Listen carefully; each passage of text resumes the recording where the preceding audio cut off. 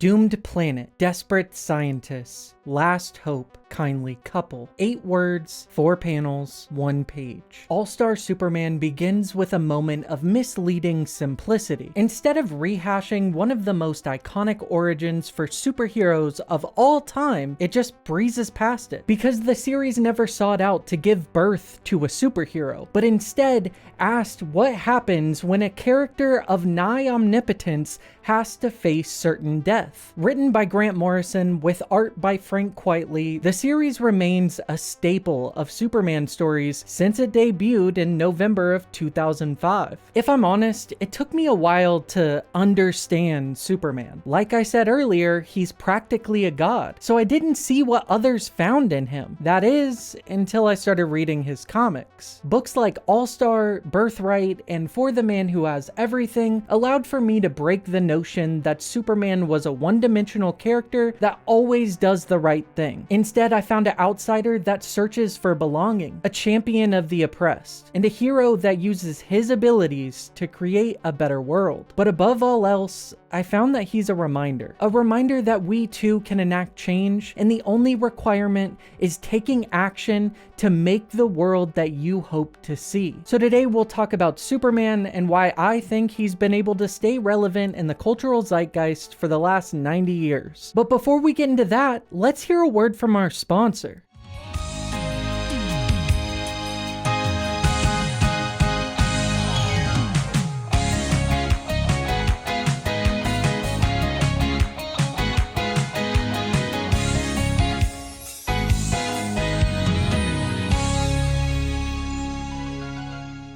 I want to extend a sincere thank you to Karenzik and Lord Edge and everybody else who supports me over on Patreon. If you want videos early, access to the community Discord, or just updates about what I'm doing in between videos, you can subscribe for as low as $1 per month. If you don't want to do that, it's fine. You can just like the video, subscribe to the channel, and share it with your friend that's a Superman fan so they can check my work.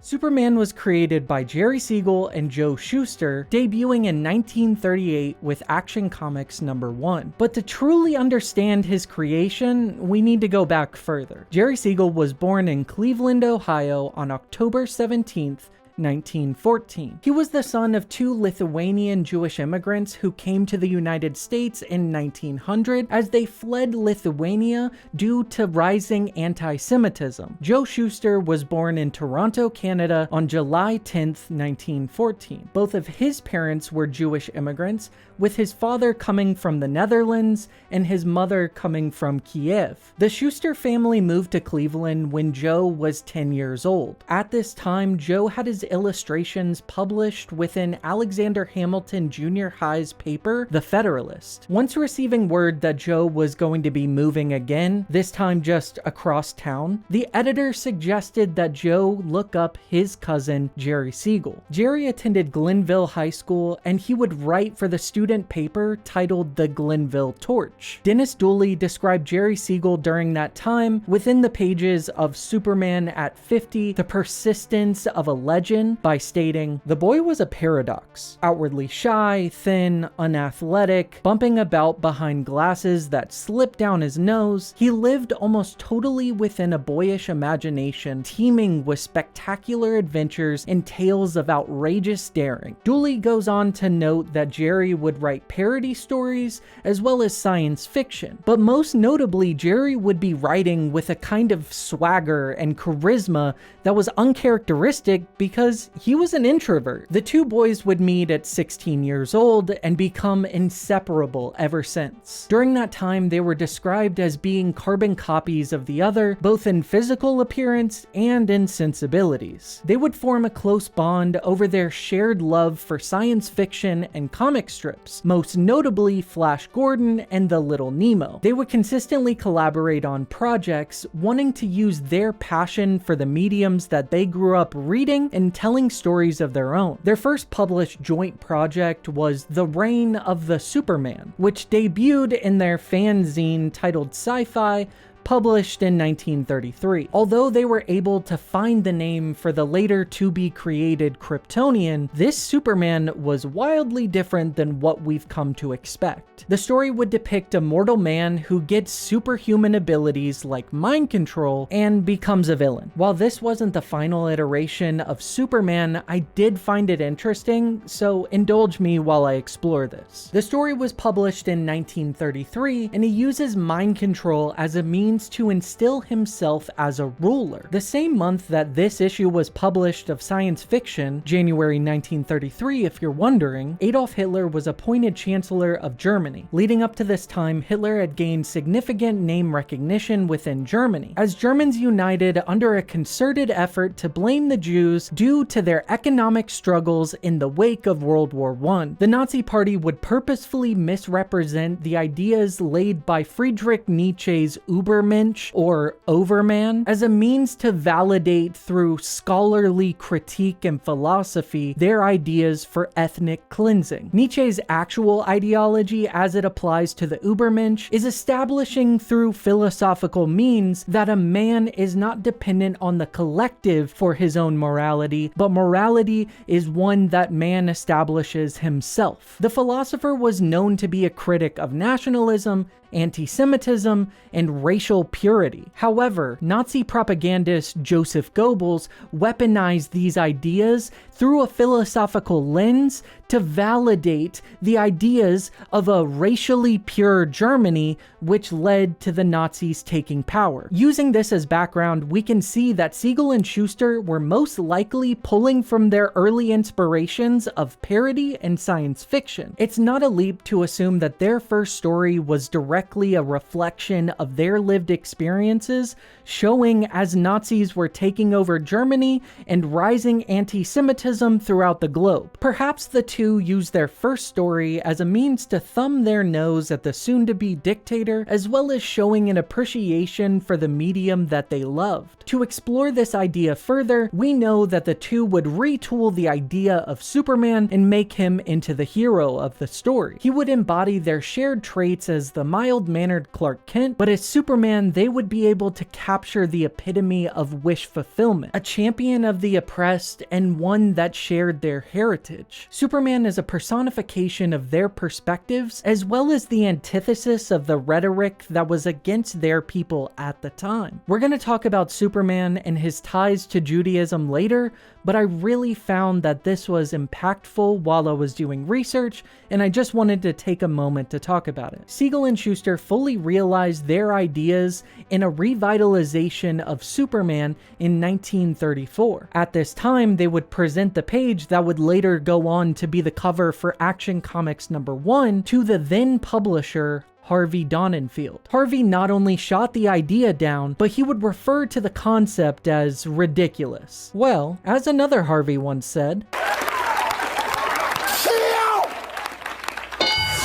okay, maybe that was a bit harsh. Harvey did kind of have a point. The comics and characters that predated the Man of Steel allowed for the readership to have a suspension of disbelief by using their altered settings to show that this was outside of the realm of possibility. In direct contrast, Superman would be shown to be an alien living amongst humanity and having powers that far surpass the everyday man. As I stated previously, Action Comics debuted in 1938 and served as the first introduction and appearance of Superman. Siegel and Schuster were paid $130 for their creation, but little did they know, Superman would go on to be a fixture in American pop culture. Superman quickly exploded in popularity. More comics, a syndicated newspaper strip, radio, television, films, and even a Broadway musical before 1970. It sounds great, but because they accepted the $130 by Harvey Donenfeld,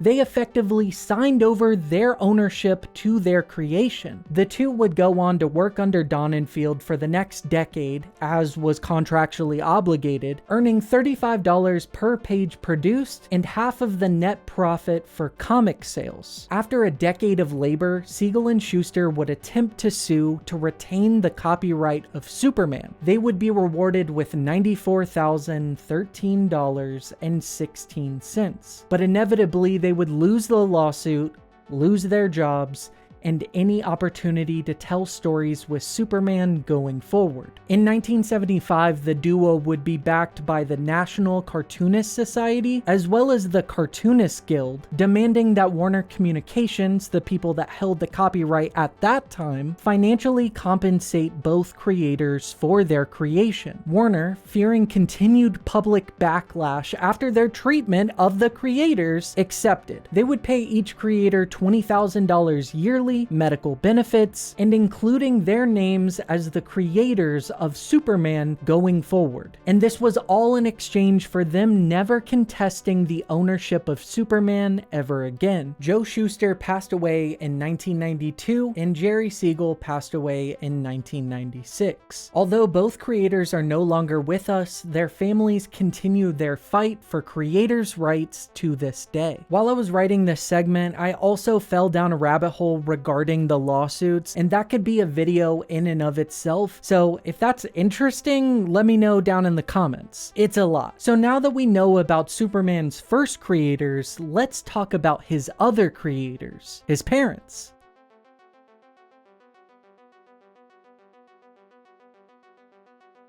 When discussing Superman, the importance of Krypton cannot be overstated. Symbolically, Krypton is the cultural heritage for Superman, as well as tying him to his parallel to Moses. This is something that's routinely cited, specifically in reference to adaptations making him more like a Christ-like figure, but I think it's something that's important and we need to talk about it. Judaism is intertwined with the foundation of Superman. As an infant, Moses was sent down the Nile by his mother, fearing the persecution of the Israelites by the Pharaoh. Being discovered and then raised by the Pharaoh's royal family, Moses had no direct ties to his cultural heritage. He would later be considered a prophet by enacting God's will of freeing the Israelites from slavery in Egypt. I'm sure you get it already, but let me just bring up this last point to really drive it home. The Hebrew translation of his Kryptonian name can be read as Voice of God. Interesting enough, Superman at 50 said that there are multiple interpretations of this in Hebrew, and one that they latched onto is all that God is. Now that we've covered the not so subtle parallels, let's talk about Krypton and the importance of its destruction. Okay, let's rip the band-aid off now. Krypton is not a utopia. To be more accurate, it really serves as a technologically advanced society that is an analog for Earth. If we refer back to All-Star Superman, Krypton is described as a doomed planet because their idealism could never outweigh their biases. Jor-El, Superman's father, is a scientist that predicted Krypton's explosion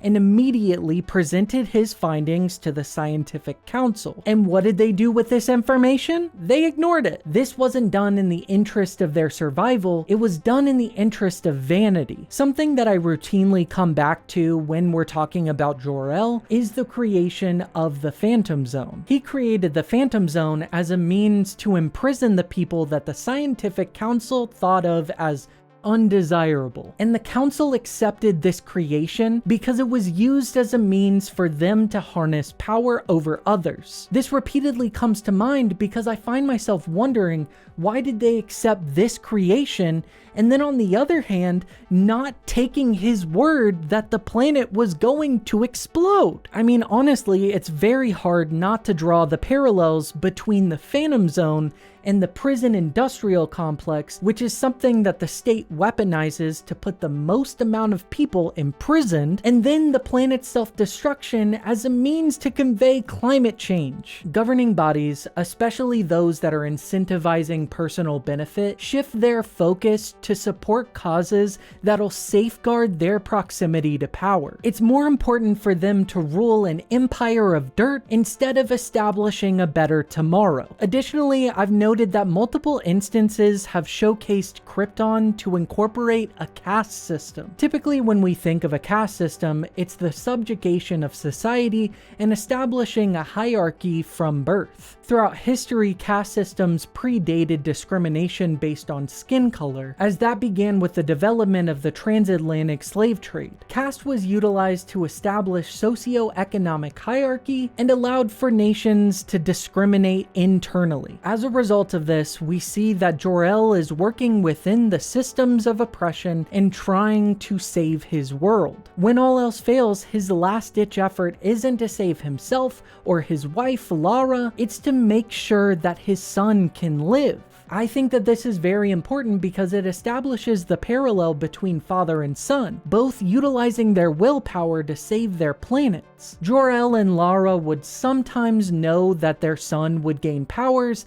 and other times they just wanted to make sure that he was safe. They knew of their world's destruction, and their last act was one of love, desperation, and hope. In For the Man Who Has Everything by Alan Moore and Dave Gibbons, Superman has visions of a version of Krypton that was able to live as Jor-El's predictions never came to pass. Throughout the narrative, we see the deterioration of Krypton evidenced by drug trafficking epidemics, societal uprising, and racial discrimination. With this book coming out in the 80s, it's obviously supposed to be analogous for the real world. It takes its time to critically analyze the trajectory of society as a result of the rising regressive politics at the time. The story is also a deconstruction of nostalgia, which is utilized to sanctify previous generation while also being a validation tool to halt societal progress. In simplest terms, if a political ideology is attempting to glorify the past, it's a means to maintain the current systems of oppression. This isn't a means to demonize Krypton, but instead it's a demonstration of the inevitability of collapse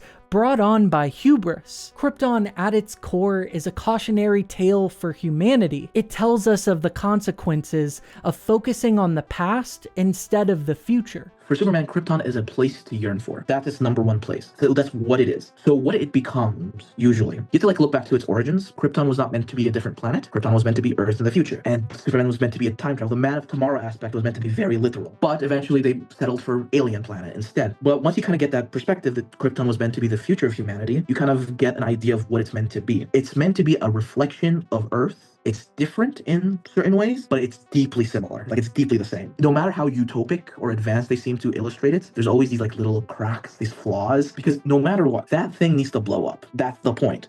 And the perfect people wouldn't let that happen, but they're not perfect. So no matter how utopic it seems, there's something there. There's some rot. Something wrong. What I think at its core it is that it is a place resistant to change. Because I think what is deeply tragic about Krypton is it could have used a Superman. It could have used someone like Superman there to help them, to inspire change. They are a future people who are ironically very stuck in the past. I think Krypton in general is important because Superman from his inception is an immigrant. Krypton is his home planet. It is his home. It is the place he immigrated from. So whatever take you go with, it's important and should inform the characters going forward. It doesn't matter he doesn't have any memories, has vague memories, grew up till he was 5 or 6, in the absolute universe. It is his home. It was his home, and it shouldn't be something he just disregards or just ignores or just thinks isn't important, because it is his dead Waynes. It is his dead parents. From the second he leaves Krypton, he is an orphan. And then when the Kents adopt him, he's no longer an orphan, but he doesn't just have to forget about it. Just because he has 2 new parents doesn't mean he has to just forget that Lara and Jor-El ever existed. It's his home. It's his culture. One of my favorite things is when in old silly Silver Age comics, in Superboy comics, they'll have the Kents be and Clark, don't forget to learn your Kryptonese and do your Kryptonese homework whenever you get back from school, because they're so focused on Clark keeping this connection to his heritage, keeping this connection to his home, his family, his planet. And it's just exactly, because that's one of my favorite things about the Kents is they realize that they'll never replace the L's, and not because they'll never be his true parents. They'll always be his parents, but they realize that he isn't an American baby. He wasn't born in the US. He isn't their kid. Biologically, he isn't theirs. He is from another home, another planet. They want him to keep the culture, still feel Kryptonian at heart. He's not good just because he's good. He's good because his parents loved him enough to send him away. The thing about Krypton being flawed is that's not a new take. That is something that has been around since the 60s, whatever. But the difference is in how you write them, what kind of flaws you give them. They're supposed to be flaws that reflect Earth and humans. It's something they're problematic in the same way humans and Earth is problematic. It's supposed to inform his character going forward. He's supposed to be okay, well, Krypton ended that way, and he tries his best to make sure Earth doesn't go in that same direction. He wants them to do better. He wants them to fight for a better tomorrow, and that's what he does. Smallville serves as an interesting counter to Krypton because it stands in direct opposition to rapid individualism and a false utopia by embracing community and blue-collar workers. Maintaining Superman's ties to blue-collar labor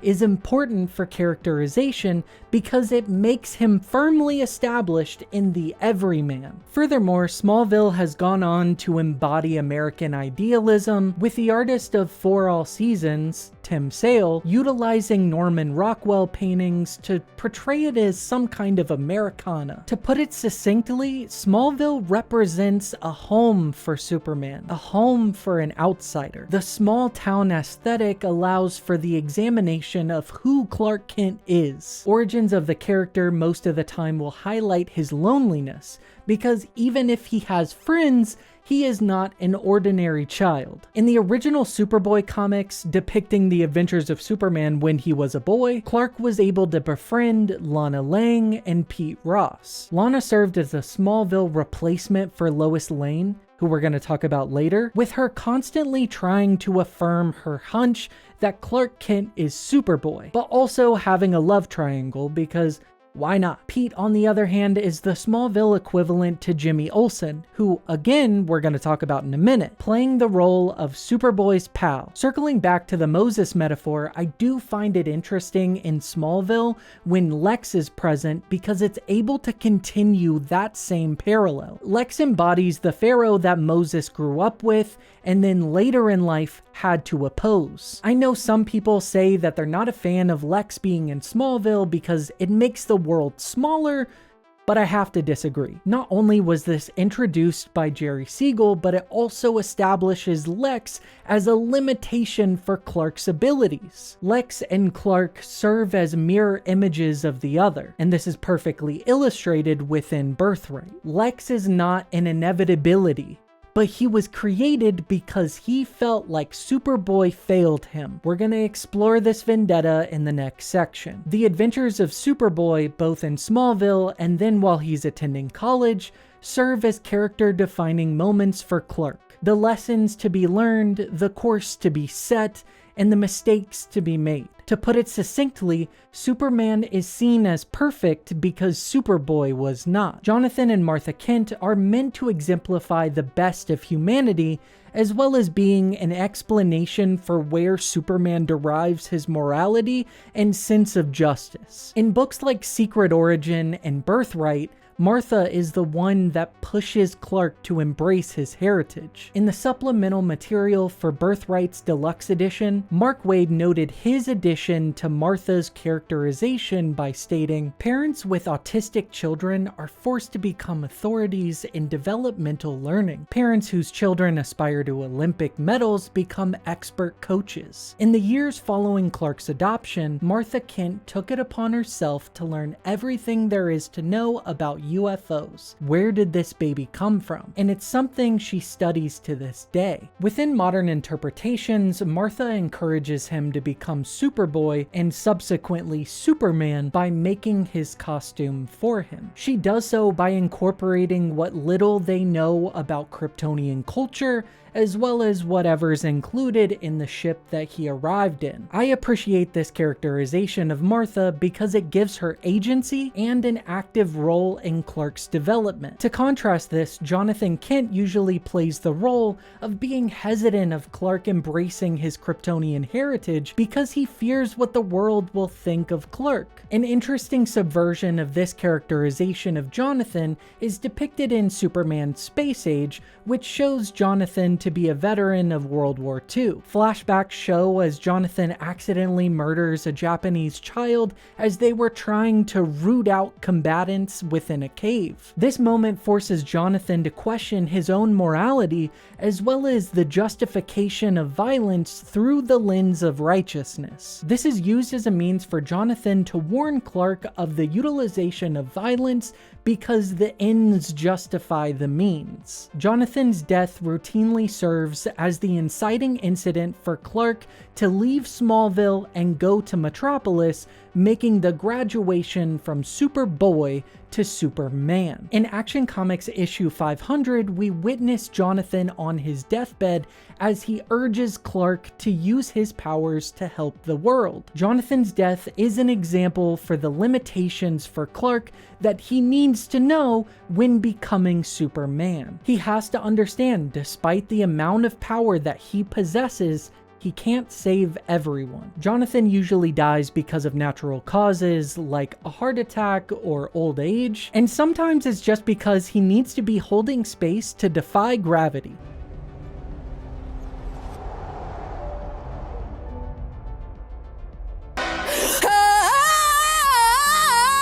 With this lesson learned, Clark can dedicate himself to utilizing his powers as Superman and helping the world. In the New 52, Morrison and Morales' Action Comics reinterprets this scene, with Jonathan instructing Clark to be a force for good and champion of the downtrodden. Fundamentally, the Kents are a miracle. Jor-El and Lara send their baby into nowhere, right? They probably have, of course, set for Earth. The only hope they have is that he's going to be invincible. So no matter how bad things can get, the Yellow Sun will protect you. But by some miracle, he landed, and the people who looked at him loved him. That's what the Kents are. They're a miracle of love. They're not instilling into him American values. They're instilling into him this deep concept of love. They love him unconditionally. I think that the Kents are everything that Superman is fighting for. He's fighting for the little guy and fighting for the salt of the earth and for humanity, not as in the human race, but I mean as in compassion and love and personhood. And I think the Kents are all of that. They took a big chance and a big risk just out of pure love and compassion, and it turned him into this great man who has gone on to spread the love and compassion that was taught to him. So I think when they're alive, that gives him room to be scared, but I think when they're gone, that gives him room to grow up and gives him room to fill the void that they leave with Batman and Lois and Jimmy and create a new world the way that all children do when they grow up and leave their parents' house and move on to greater things. It's really just a coming of age thing. It teaches him how to be a good man and then gives him the tools to move on. He was born with the tools to do good, but the only thing that ensured that he could was the Kents. And his life's mission now is to tell everybody that they also have the tools to do good and leading by example. Especially recently, there's been a misunderstanding for the importance of both sets of parents, and it can be directly tied back to John Byrne's run on the character with Man of Steel. To simplify a topic that could be a video in and of itself, John Byrne had Superman distance from Kryptonian heritage and embrace him being a symbol for America. Using this as the catalyst, Krypton would go on to be depicted as sanitized because of their innovations, and Kryptonians to not portray any sort of empathy as compared to their Earth counterparts. The alterations lasted until March of 2001 with Superman issue 166. This issue would retcon the John Byrne retcon and say that this origin was actually just fabricated memories that were implanted, and that was not the case actually. Don't you just hate when that happens? John Byrne's influence can be felt in varying adaptations in movies and TV shows, all depicting Krypton to be sterile. What Byrne and subsequent adaptations fail to realize is the importance of the immigrant metaphor for Superman. By distancing himself from his heritage and depicting his biological parents in this manner only shows Superman as an idol of American exceptionalism. It warps the metaphor for the immigrant experience from one that's accepting to one that's demanding an assimilation. In Superman at 50, A Persistence of a Legend, Gary Engel highlights the significance of the immigrant experience for Superman by stating, "It is impossible to imagine Superman being as popular as he is and speaking as deeply to the American character were he not an immigrant and an orphan. Immigration, of course, is the overwhelming fact in American history. All Americans have an immediate sense of their origins elsewhere. No nation on earth has so deeply embedded embedded in its social consciousness the imagery of passage from one social identity to the other. Like the peoples of the nation whose values he defends, Superman is an alien, but not just any alien. He's the consummate and totally uncompromised alien, an immigrant whose visible difference from the norm is underscored by his decision to wear a costume of bold primary colors so tight to be his very skin. Moreover, Superman the alien is real. He stands out amongst the host of comic book characters, Batman is a good example, for whom the superhero role is like a mask assumed when needed, a costume worn over their real identities as normal Americans. Superman's powers, strength, mobility, X-ray vision, and the like are the comic book equivalents of ethnic characteristics, and they protect and preserve the vitality of the foster community in which he lives in the same way that an immigrant's ethnicity has sustained American culture linguistically, artistically, economically, politically, and spiritually. The myth of Superman asserts with total confidence and a childlike innocence the value of the immigrant in American culture. When you strip Superman of his cultural heritage, you're also devaluing the lives and perspectives of the immigrant experience. And at the same time, you're discarding multiculturalism to bolster American nationalistic exceptionalism. So yes, his adoptive parents are important, but to highlight them as a means to denigrate his biological parents is a misunderstanding of Superman as well as the metaphors for Superman and what he represents.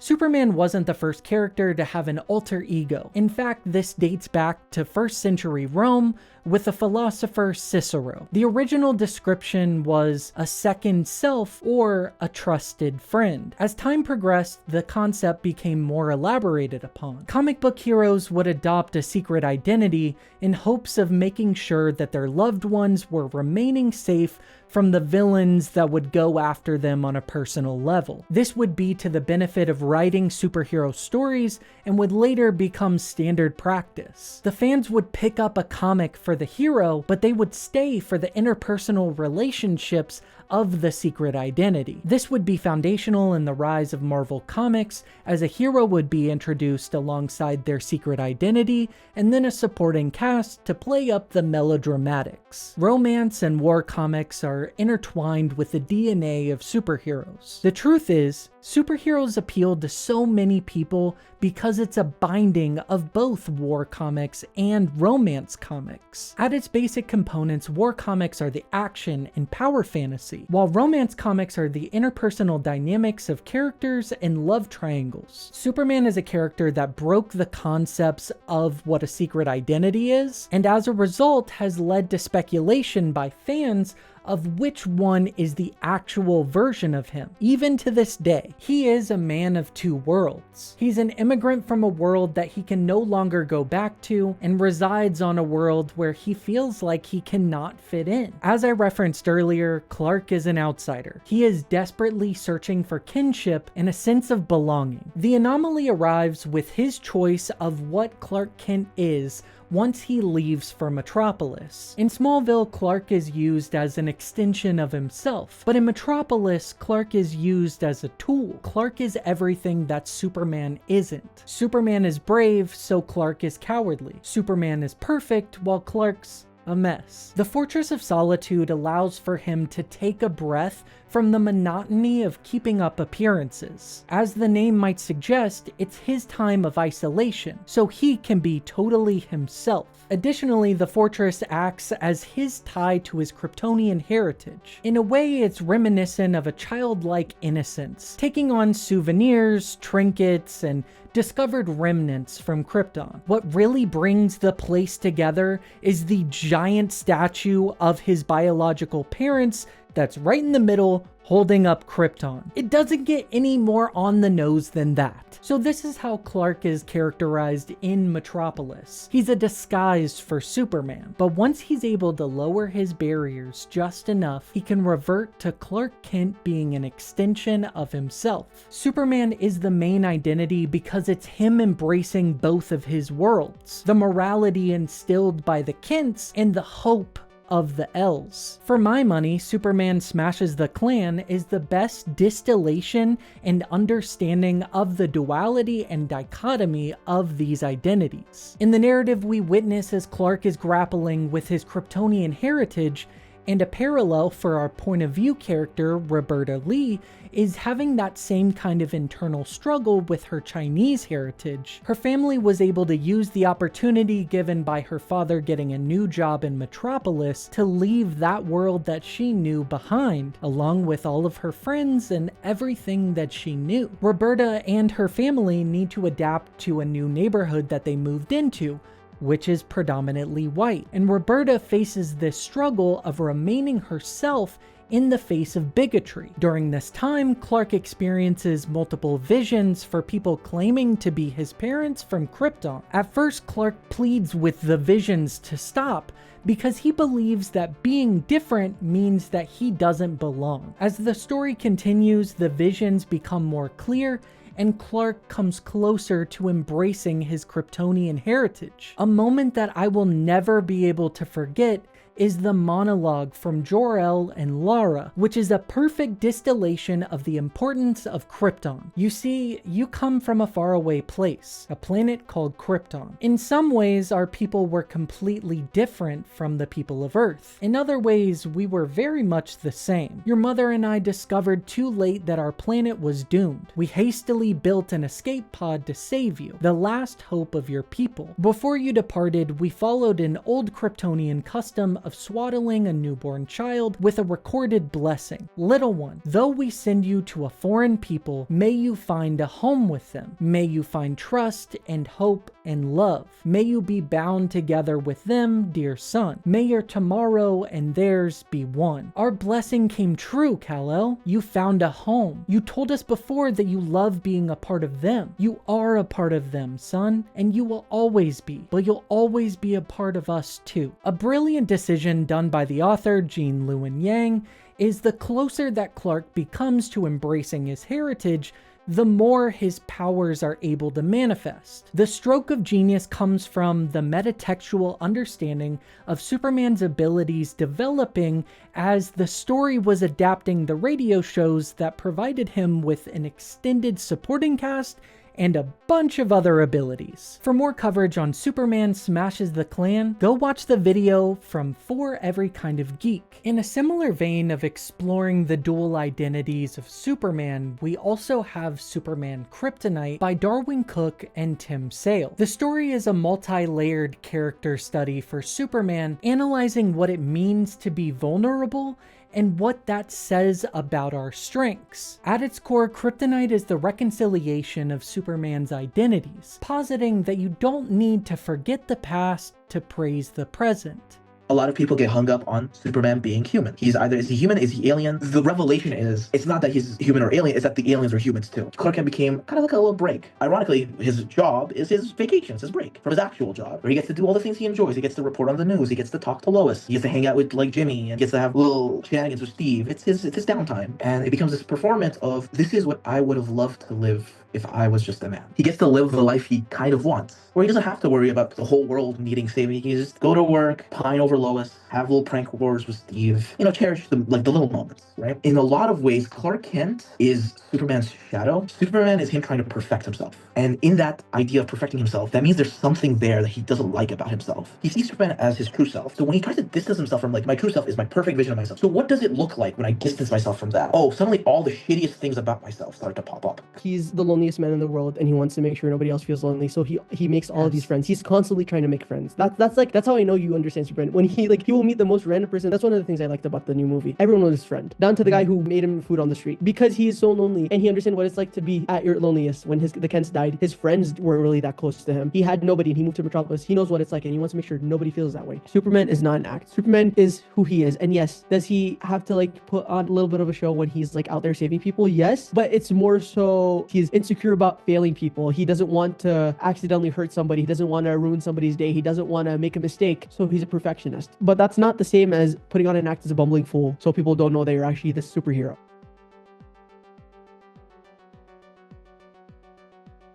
While Smallville is seen to be a training ground for Clark, the true test comes with the move to Metropolis. Although Superman was originally supposed to take place in Cleveland, Ohio, the city of tomorrow was introduced in Action Comics number 16. Taking inspiration from Fritz Lang's classic film of the same name, Joe Shuster would go on to model Metropolis after his previous home of Toronto, Canada. As time progressed, Metropolis would take on some of the aesthetics of New York City until it was accidentally canonized within the second issue of Superman. Metropolis being in New York was only further cemented within the Max Fleischer Superman animated show. Now that I think about it, For Every Kind of Geek just released a video on the Max Fleischer animated series. Clark Kent's move to the big city would symbolize the graduation to Superman, but also subsequently introducing the people that would inform the person he was meant to be. Let me get this out of the way. Lois Lane needs no introduction.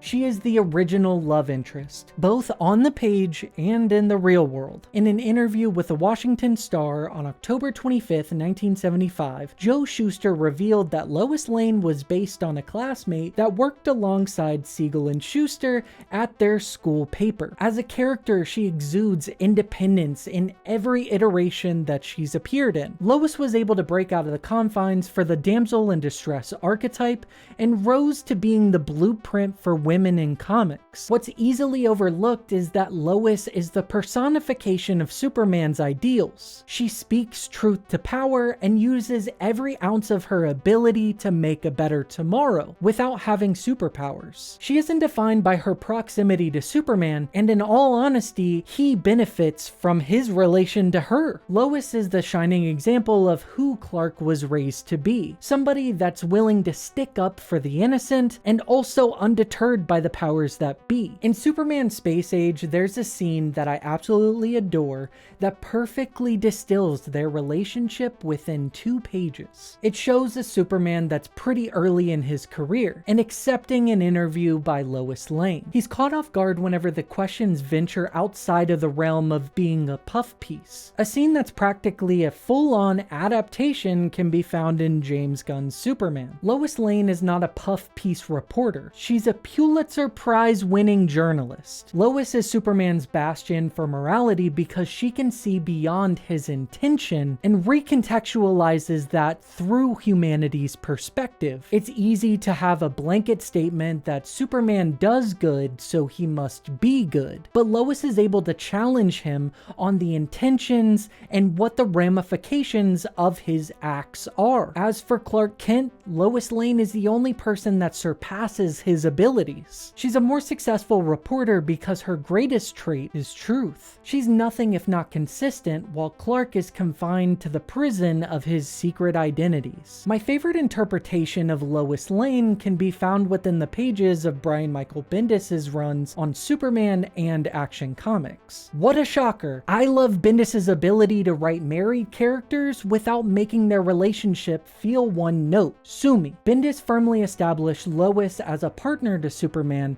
and the foundation of their relationship being built on trust in the other. I think Lois is a tether. Without Lois, you lose the man in Superman. I think she gives him, like the Kents sometimes do, the room to be himself and the room to not be concerned about saving everyone because there's somebody looking out for him. And I think that's really important to have. She is his hero. To him, to Clark Kent, Lois Lane is Superman. She's everything Superman stands for, and she is his personal savior. And I think having that close tie to humanity, that person that represents everything he loves in human beings is just so important to make him keep fighting. Because without her, as shown in stories like Kingdom Come, he kind of loses his personal connection to humanity. She is the reason he keeps fighting. And she's love. And I talk about this all the time, but Superman is a love story at his core. He has a love for humanity. People love him. And ultimately, he loves Lois Lane. And she loves him. And without that, you lose the love at his heart. And while we're speaking about Superman's bonds, let's shift our focus over to Superman's pal, Jimmy Olsen. Let me get this out of the way now. Jimmy is my favorite supporting character for any superhero. He is the embodiment of the ride-along perspective for the audience. Jimmy Olsen, much like Kryptonite and Perry White, debuted in the radio show. He didn't make his first named appearance in comics until issue number 16 of Superman by Joe Shuster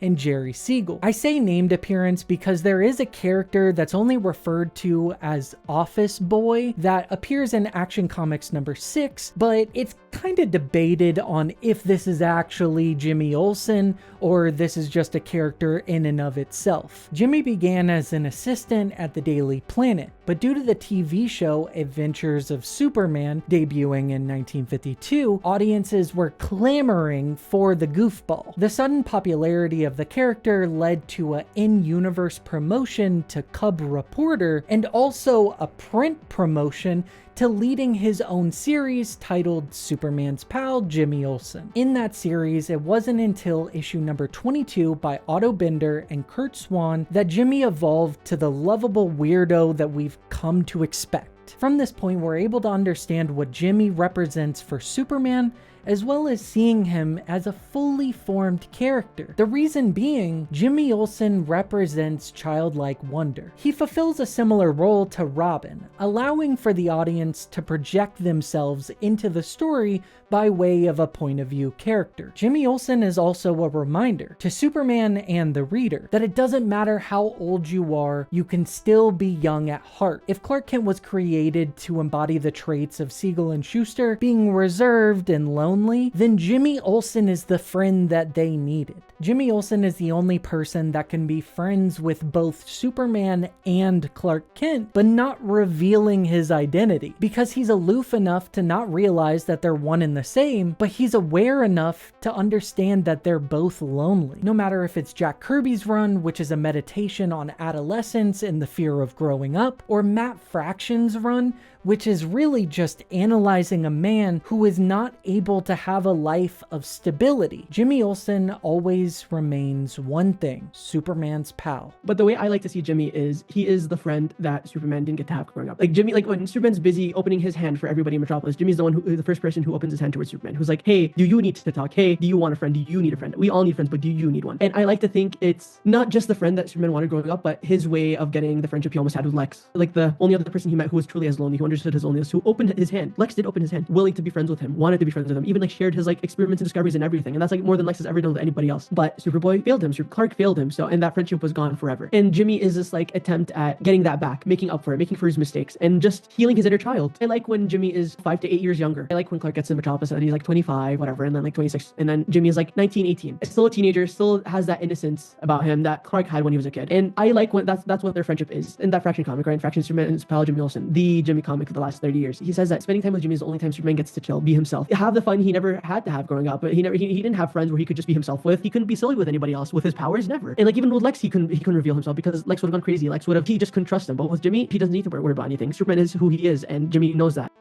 Okay, so I promised that there's a reason that I separated Lex's inclusion into two parts, and it's because Smallville and Metropolis have an inverse relationship for Lex that they do for Clark. Smallville is where Clark fails Lex, but it's not until Metropolis that Clark realizes the gravity of his failing. What most people don't understand about their dynamic is that Clark was raised with empathy while Lex was brought up with apathy. The event of Superboy failing Lex in Smallville leads to a chain reaction that serves as Lex's motivations going forward. He can no longer trust anyone around him, and he needs to remain self-sufficient. When Lex is in Metropolis, he works his way to becoming what he believes to be the pinnacle of humanity. Whether it's his accumulation of wealth or the accomplishments in academia, Lex Luthor breaks limitations. It's not until Superman arrives in Metropolis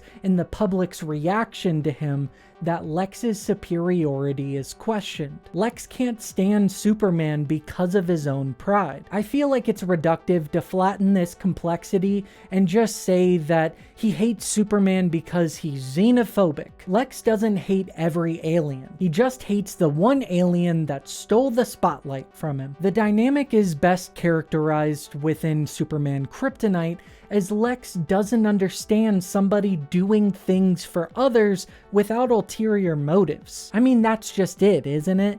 If God is all powerful, he cannot be all good.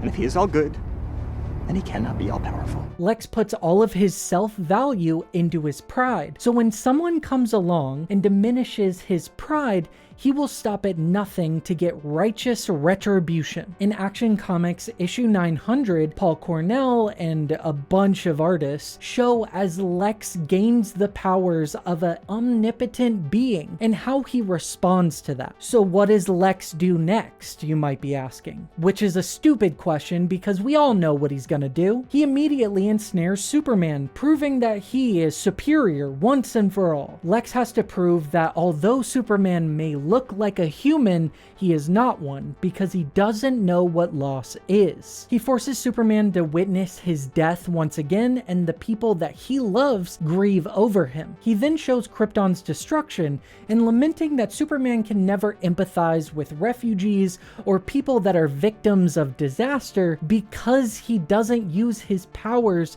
to enact real change in the world. He then shows a sacrifice that Chris Kent made, who was the son of Zod that Lois and Clark adopted for a short time, and then showing the fall of New Krypton. Superman falls to his knees, and Lex believes that he's made his point. The Man of Steel is broken. Through the anguish and pain and loss, Superman is able to rise and tells Luthor, "Project my greatest loss. Show the thing that causes me the most pain." This is when we witness that it's the death of Jonathan Kent, with Martha Kent and Clark holding his lifeless body. Lex then spirals at the reveal that Superman is Clark Kent, with Superman stating, "You see, Lex, we're more similar than you think." And Lex exclaims, "Similar? You've been mocking me right in front of my face all these years, and you say I now have the power to save him. You realize that? I could go further back in time, but I'm not going to. I was happy to rid of what I had for a father, but you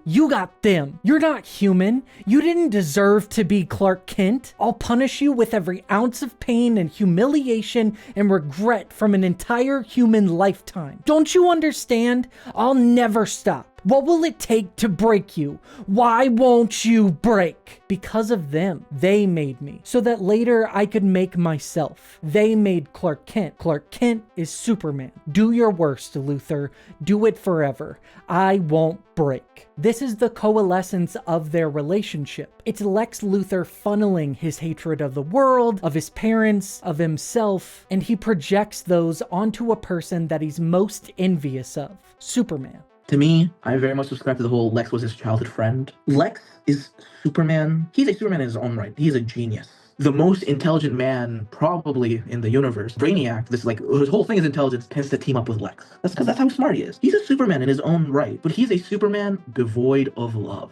That's the idea. Either he's abused by his parents, or no matter how much he tries to help Smallville, they never really accept him. Because that's like a huge aspect of his pre-crisis origin when the Superboy stuff. After he went bald, he got mad at Superboy. His first retort wasn't to do evil. He was like, "I'll do good better than you." Right? It's a jealousy thing. He wants love. He wants to be loved like Superman is. And the kind of spirals from there. He was deprived of this love that he deserved, right? Like, because he was a child. This is why it's like important to see Lex as a child and not to demonize him, because he was a child and he deserved to be hugged and to be loved and to be given a space to grow and his talents to be nurtured, right? But he wasn't given that. He was usually given either, usually in the comic books, just like a drunk of a father who beat on him, right? And like abused his sister. Or if you look at like Smallville, you had like the whole Lexus, he's Superman without love. And because he wasn't loved by others, he doesn't feel the need to love them back.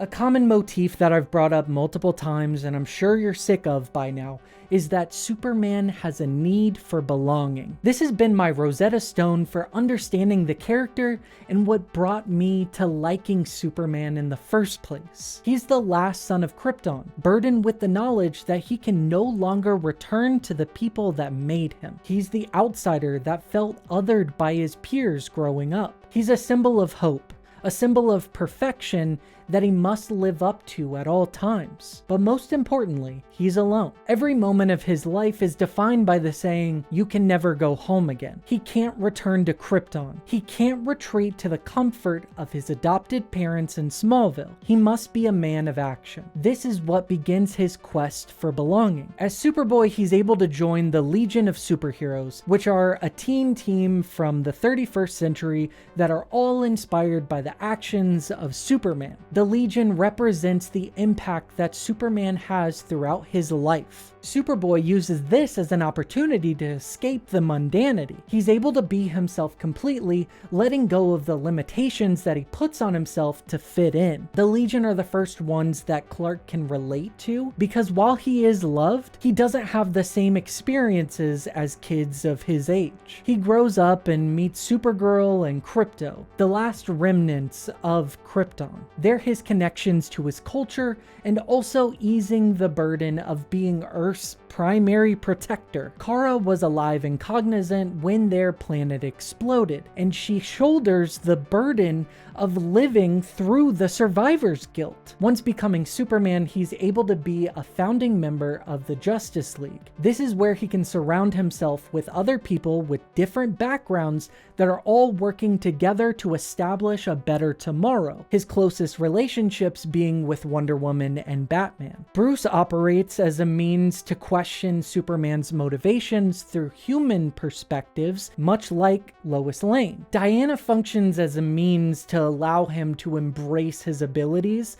and what responsibilities even gods have in regards to humanity. And later he discovers the New Gods. Okay, come on, you knew I was gonna bring them up. The New Gods embody what Superman believes Krypton to be if they had corrected the mistakes of the past. There's an entire world that's fighting on the side of life, which is freedom from control. Even during his first encounter with the New Gods within Forever People issue 1 by Jack Kirby, Superman considers relieving himself of responsibility and embracing the community in New Genesis. He has to deny the indulgence, but he yearns for belonging in a world with people like him. Every team, affiliation, and friend are all the result of Superman needing kinship. He does this because of an innate desire to establish bonds with those that hold his values. The family that you make is just as important as the family you're born into.